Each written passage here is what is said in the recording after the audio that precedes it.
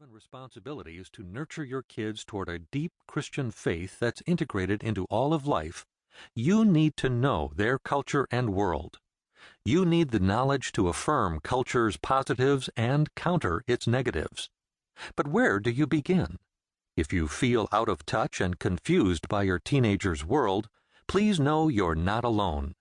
It's my hope that this book will provide you with the information necessary to navigate what's often youth culture's perplexing maze.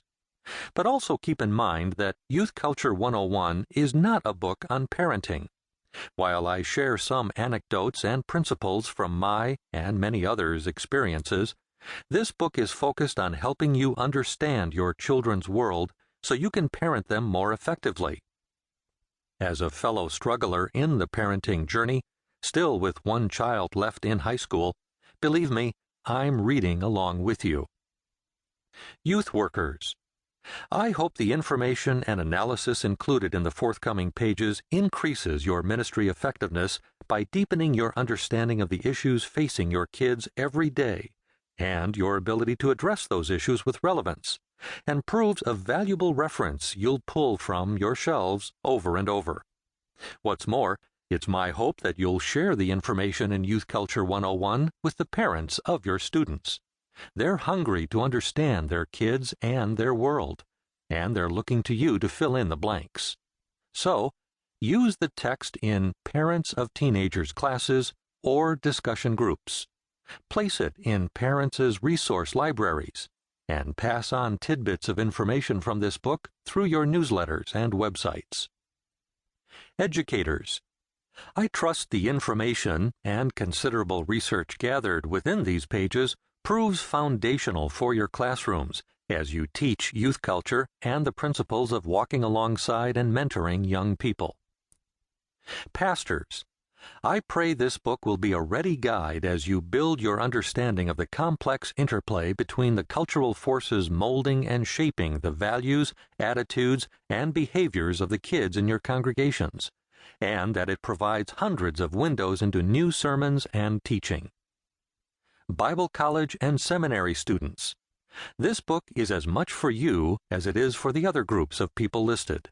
Because if you're preparing to embrace the wonderfully satisfying calling of ministry to students, you'll need a resource that not only will communicate helpful information, but also will build in you the resolve to fulfill your calling with a passion for Scripture and for having a ready answer about the culture in which you will communicate God's truth.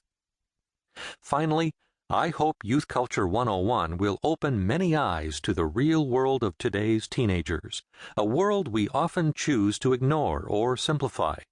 And then, so armed with that understanding, as well as a growing vital faith in the God who calls us to minister to the young, we can work together to help youth hear and respond with an emphatic yes to Christ's life-changing invitation, "Come and follow me." Chapter 1. Good News. There's a Teenager in Your Life. Quote, "It's time for us to reject the wholesale cynicism of our culture regarding adolescence. Rather than years of undirected and unproductive struggle, these are years of unprecedented opportunity. These are the years of penetrating questions, the years of wonderful discussions never before possible.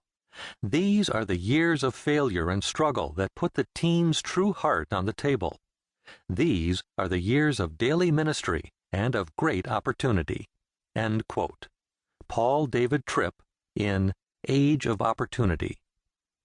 Quote, "When I got to the point where I had been given all I could humanly handle, I never once doubted that God in His grace would give me all I needed to continue on and handle whatever was to come."